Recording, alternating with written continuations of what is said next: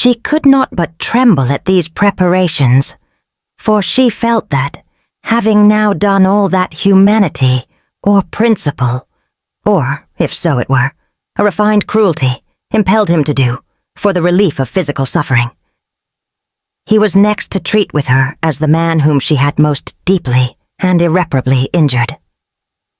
"Hester," said he, "I ask not wherefore, nor how, thou hast fallen into the pit, or say, rather, thou hast ascended to the pedestal of infamy on which I found thee.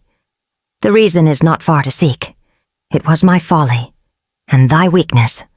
I, a man of thought, the bookworm of great libraries, a man already in decay, having given my best years to feed the hungry dream of knowledge. What had I to do with youth and beauty like thine own? Misshapen from my birth hour, how could I delude myself with the idea that intellectual gifts might veil physical deformity in a young girl's fantasy? Men call me wise. If sages were ever wise in their own behoof, I might have foreseen all this. I might have known that, as I came out of the vast and dismal forest, and entered this settlement of Christian men, the very first object to meet my eyes would be thyself, Hester Pryn, standing up, a statue of ignominy, before the people. Nay, from the moment when we came down the old church steps together, a married pair, I might have beheld the balefire of that scarlet letter blazing at the end of our path. Thou knowest, said Hester, for depressed as she was, she could not endure this last quiet stab at the token of her shame.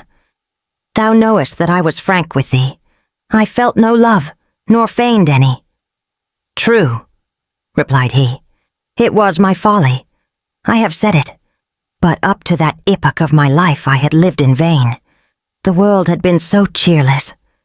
My heart was a habitation large enough for many guests, but lonely and chill, and without a household fire. I longed to kindle one.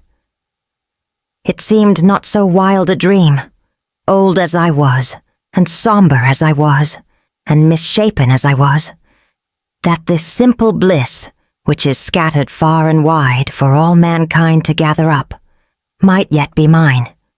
And so, Hester, I drew thee into my heart, into its innermost chamber, and sought to warm thee by the warmth which thy presence made there.